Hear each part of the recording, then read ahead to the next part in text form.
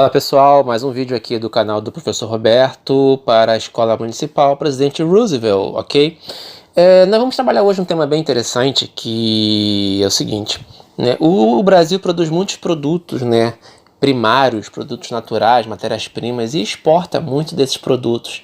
E muitas vezes não desenvolve a sua tecnologia, né? Às vezes nós importamos minério de ferro e importamos notebook, celular, que às vezes usa o nosso, às vezes aparelhos do Japão, da Coreia, da China, que usa a nossa matéria-prima, né? Mas isso vem já de muito tempo, né? Como isso se deu? Por que isso acontece? Vamos ver agora no canal do Professor Roberto.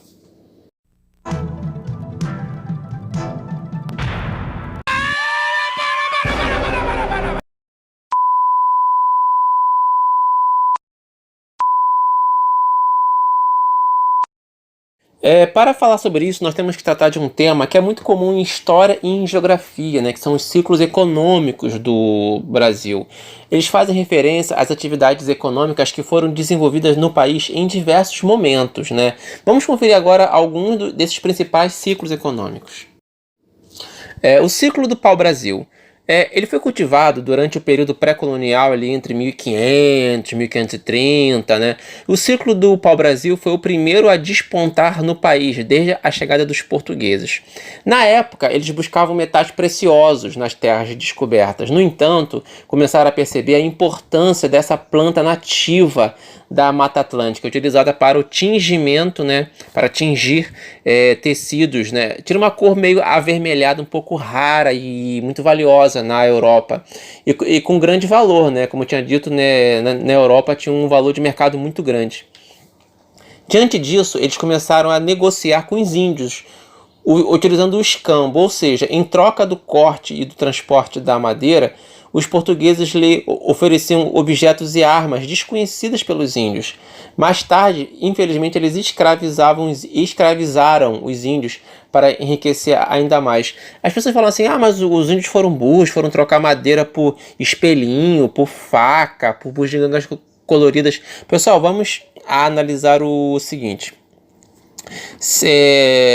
Alguns itens que para nós, até pro europeu na época era muito comum, por exemplo, facas de metal, punhais, para o índio era uma coisa desconhecida. Então um facão para o índio facilitava ele cortar madeira, ele abrir caminho no meio da mata, entendeu? E você para pensar, eram coisas que ele nunca viu. Que imagine se alguém chega pra você e te oferece uma coisa que você nunca viu, uma coisa inédita, ainda que seja meio, a princípio, meio inútil, tipo assim, nenhum espelho. Por que os índios iam querer com um espelho?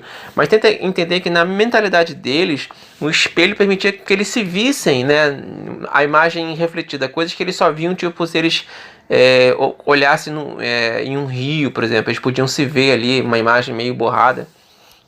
Então não eram coisas totalmente idiotas, eram coisas que para o índio muitas faziam, eram importantes. Imagina você ter uma arma branca melhor, até uma arma de fogo de repente, né? Tá ok? Continuando, né? Esse foi o ciclo, né, do pau-brasil. Ele foi o primeiro realmente que deu o pontapé inicial, né, para os outros ciclos que a gente vai ver agora. O ciclo da cana-de-açúcar. Ele foi o segundo ciclo econômico desenvolvido no Brasil, já no Brasil colônia. Era um produto valorizado no mercado europeu e os portugueses já plantavam a cana em outros locais e, portanto, possuíam técnicas de plantio. Nesse período já era utilizada a mão de obra escrava africana, posto que os índios foram acometidos por diversas doenças e os que sobreviviam a essa exploração tentavam fugir. Como conheciam bem melhor o território, os portugueses tinham dificuldade de encontrá-los. Pessoal, uma coisa que a gente aprende muitas vezes, eu aprendi muito isso na questão da quarta série, da minha antiga quarta série, depois a própria professora explicava pra gente, tinha uma lenda, né, que foi passada pro Brasil, que o índio não era bom pro serviço escravo, assim, para a questão de plantação, não é nem escravo, é a questão de você ter um serviço metódico, de você plantar, colher, a agricultura em si. Porque a questão do índio, ele vivia muito da caça, da pesca e da coleta. O índio ele tinha uma certa harmonia com a natureza. E os homens, eles não estavam acostumados, os índios homens, não estavam acostumados com esse tipo de trabalho braçal. Por quê? Na família indígena, na grande maioria das tribos, a função do homem era sair muito cedo, né, na mata e conseguir se virar para conseguir o alimento. De repente, trombar com animais selvagens, com feras selvagens, até com tribos inimigas, né? Então era um trabalho muito arriscado. Depois de um dia inteiro de caça, o homem só ficava lá deitadão, descansando, enquanto a mulher limpava a casa, lá, a oca, né? Cuidava do alimento, preparava o alimento, cuidava dos filhos. Todo o restante do trabalho era uma questão feminina. Então os índios não tinham essa coisa dessa metodologia de trabalho como nós conhecemos hoje. Por isso foi usado muito o tráfico de escravos, porque os negros africanos já estavam, né, as tribos africanas já tinham, muitos deles, uma cultura agrícola, né, de você trabalhar com a plantação, de você trabalhar com uma cultura agrícola, né? E uma coisa interessante, né? Duas coisas para se falar sobre a questão do tráfico de escravos. A primeira é a escravidão que a gente conhece, né? Essa escravidão que os europeus impuseram aos negros, ela é muito diferente quando a gente trabalha o conceito de escravidão na antiguidade, né? Lá nas eras antigas, né? A gente vê muito isso nos povos lá descritos ali no Oriente Médio. Às vezes acontece isso muito na Bíblia também, né? A escravidão pela guerra, a escravidão, a pessoa, ela se dava, né, como escravo durante um tempo, né? Tinha um período, às vezes era 7, 10 anos que a pessoa servia a alguém, né? Ela se endividava, então ela só tinha o corpo dela, o trabalho braçal dela. E ela se dedicava àquele ofício como um escravo, né, como uma propriedade, e depois de um tempo ele podia ir embora, ele podia pedir a sua liberdade, ele podia pagar, né, pela dívida que ele tinha e ser liberto, ele podia... Ou então ele podia ficar mesmo. Tinha muita gente que tinha um bom senhor, não queria se arriscar sozinho, e o mundo era meio perigoso, não tinha assim, né? Você não tinha muita segurança em certas coisas. Então muitas pessoas acabavam criando um laço, né? E faziam um pacto e eram escravas para sempre. Esse conceito de escravidão moderno é um conceito muito de tortura mesmo. O negro era torturado, foi dizimado, destruído.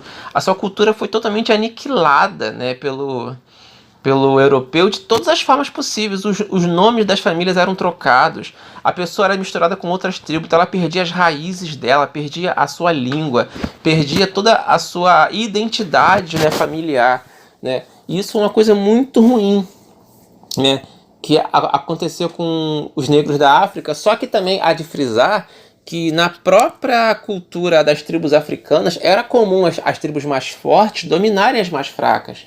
Então muitas vezes, muitos europeus, isso muitas vezes não é falado, às vezes eu vejo muito artista, né, comentando isso. Eu vi às vezes o Porchat falando sobre isso, né, aquela famosa, né, lacração, que ele falou sobre isso, sobre a questão dos escravos, só que ele esquece que muitas vezes o europeu comprava os escravos dos próprios africanos.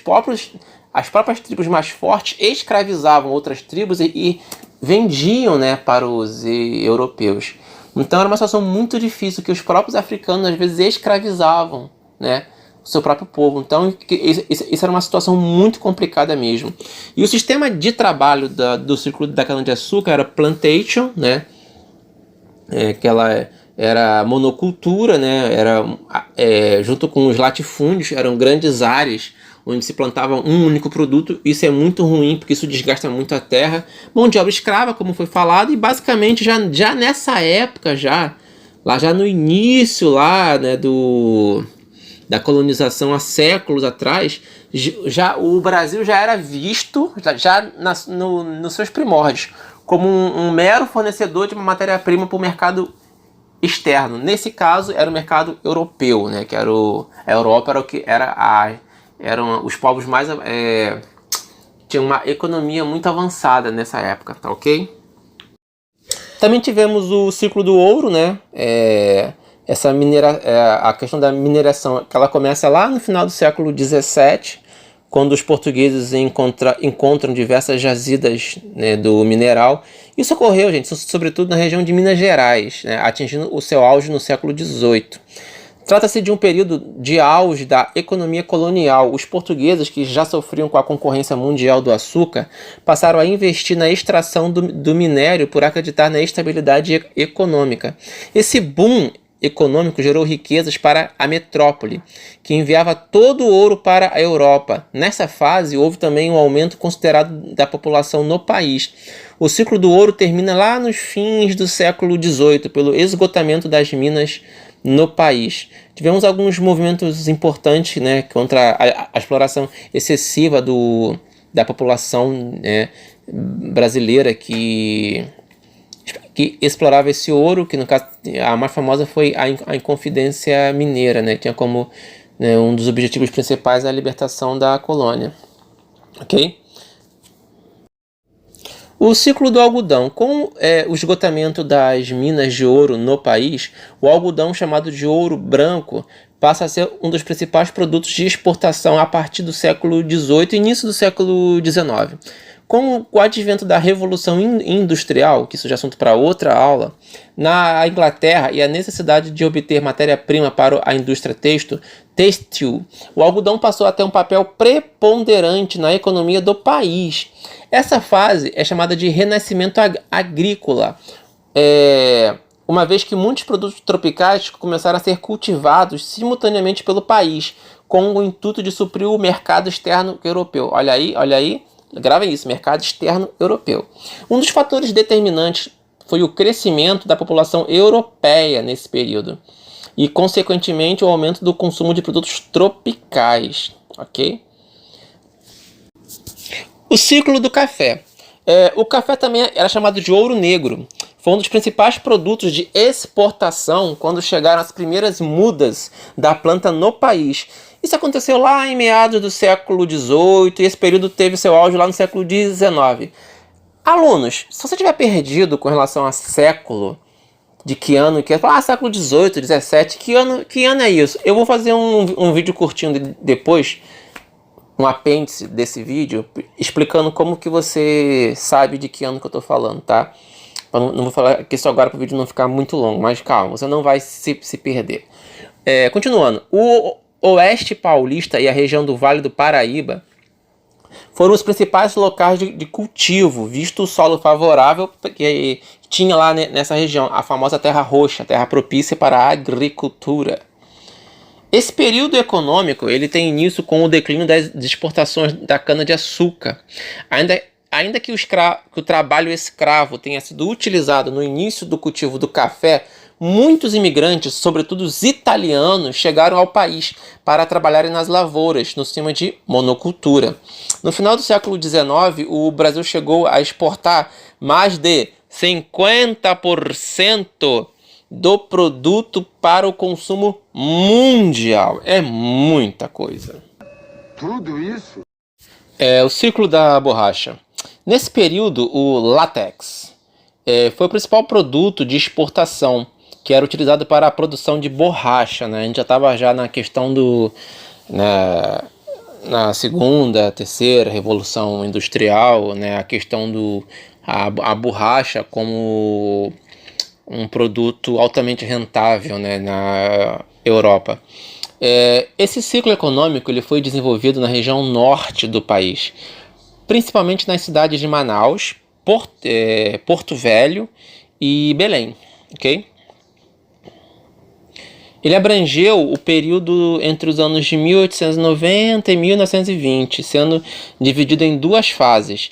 De 1879 e 1912, o primeiro ciclo da borracha, e entre 1942 e 1945, o segundo ciclo da borracha. Na primeira fase, o principal impulso para a produção desse produto, extraído da seringueira, foi o advento da Revolução Industrial Inglesa, né, que eu tinha comentado, que exigia mais matéria-prima para a fabricação de produtos.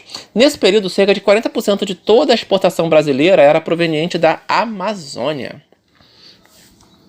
Então, gente, isso foi um apanhado dos principais ciclos econômicos, né, do nosso país. Não quer dizer que quando se iniciava um ciclo, o outro acabava. Não, é que um ciclo foi decaindo e o outro foi tomando proeminência.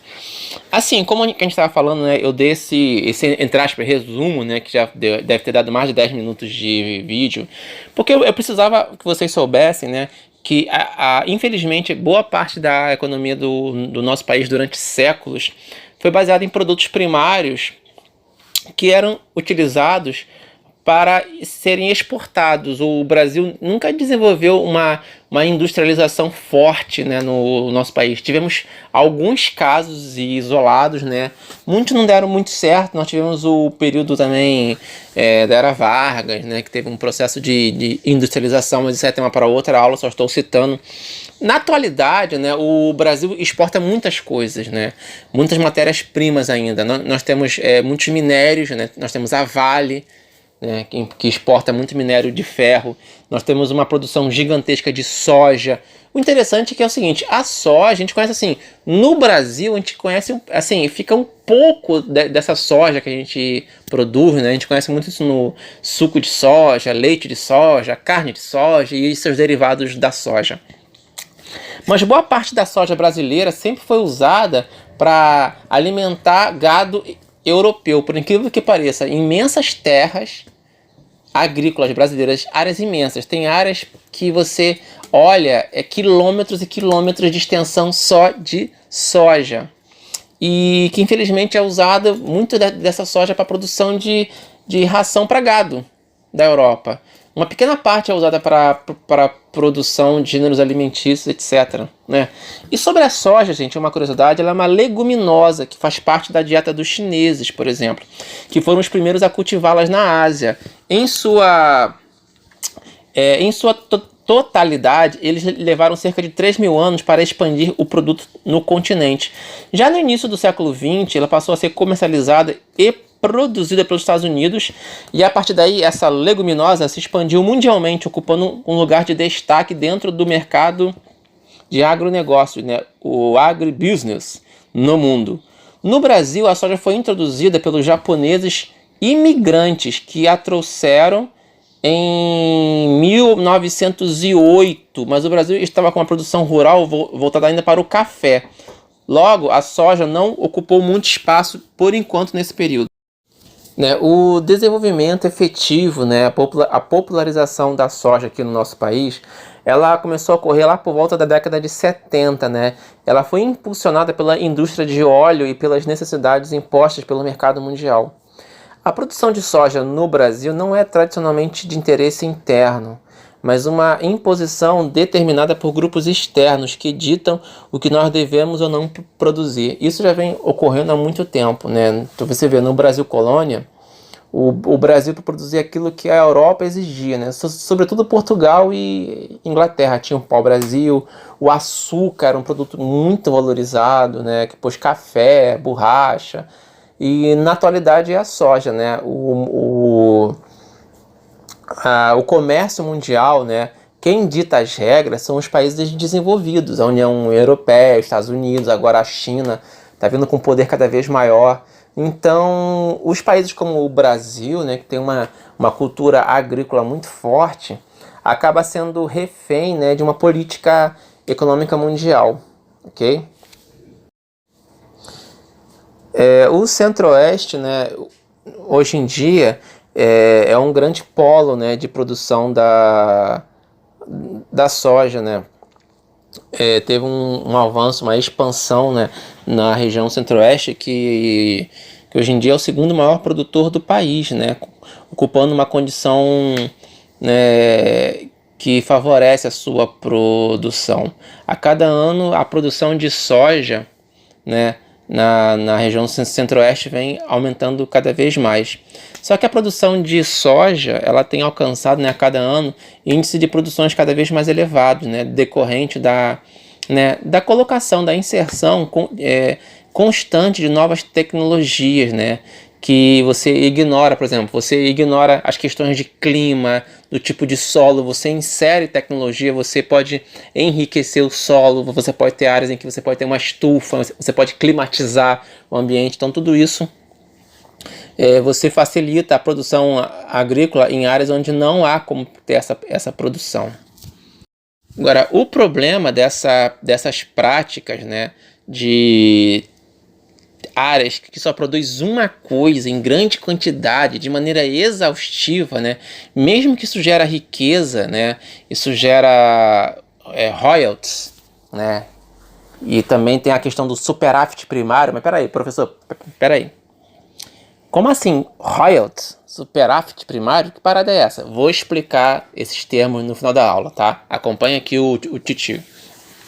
Apesar de gerar riqueza, né, como eu falei, tem que levar em consideração que esse tipo de produção provoca sérios problemas ambientais, como a perda do solo, a retirada da vegetação, a poluição do solo, das águas, a extinção das nascentes de água, morte de diversos animais silvestres que consomem cereais com substâncias químicas, ou quer dizer, agrotóxicos, entre outros. Então, gente, vamos lá. São dois termos bem complexos de explicar. Como o vídeo já está um pouco longo, né? Posso até fazer uma aula depois só sobre isso, mas eu só vou dar aqui uma capinha superficial, tá? Para você não ficar perdido, né? O que é um superávit primário? É o resultado positivo de todas as receitas e despesas do governo. Tudo que ele arrecada, tudo que ele gasta, né? Com exceção dos gastos com pagamento de juros, de dívidas e tal. O déficit primário ocorre quando esse resultado é negativo, né? E acontece o seguinte: a importação de produtos primários, né, gera ao Brasil muita renda. E essa renda ajuda, né, nas despesas. Claro que hoje em dia, com essa questão de pandemia, com essa recessão que a gente vai ter, não sei como vai ficar a situação. Eu creio que vai ficar bem feia, infelizmente, né? Se os países de fora começarem a diminuir muito por causa da pandemia a importação de produtos brasileiros, isso vai diminuir muito a questão do superávit primário, tá ok? Já os royalties são uma quantia paga por alguém a um proprietário pelo direito de uso, exploração e comercialização de um bem. São exemplos de bens, produtos, obras, marcas, terrenos. O royalty pode ser pago para o governo ou para a iniciativa privada. No caso do Rio de Janeiro, um exemplo que eu posso dar para facilitar é que o Rio produz petróleo, né? Grande parte do petróleo do Brasil vem lá da Bacia de Campos. E o Rio de Janeiro recebe um valor, né, um royalty, para compensar essa exploração e essa degradação ambiental. Porque o Rio está fornecendo um produto muito importante, que é o petróleo, e para compensar, né, esse desgaste ambiental, essa coisa esse incômodo, né, o Rio recebe uma verbinha para compensar. Não é uma verbinha, é um dinheiro alto, são bilhões, tá? É uma maneira de eu falar, tá bom, gente? Então, né, para eu finalizar essa aula, né, espero que vocês tenham gostado, tenham entendido um pouco, né, como que acontece esse processo. E pelo que eu falei, né, o Brasil, por exemplo, produz petróleo, mas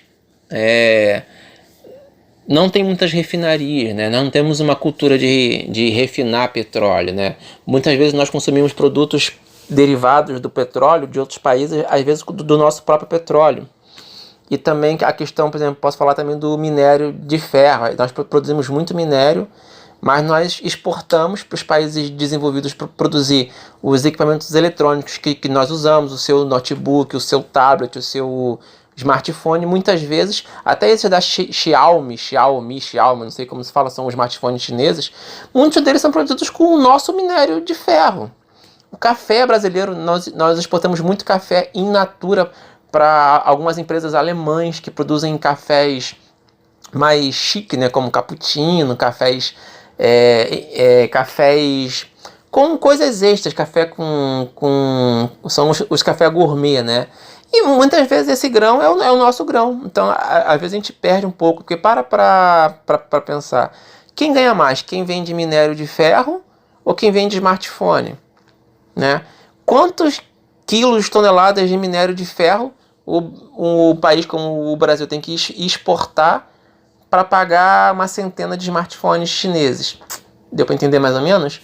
Então, gente, vou encerrar por aqui, tá? Se possível, dê aquele like, compartilha com seus amigos. Se não é inscrito, se inscreva, dê aquela força. Dê sugestões de outros temas. Você pode sugerir, tá, gente? Lá nos comentários à vontade. Se eu puder fazer, eu faço. Tá bom? Abraço, beijo, bons estudos e se cuidem.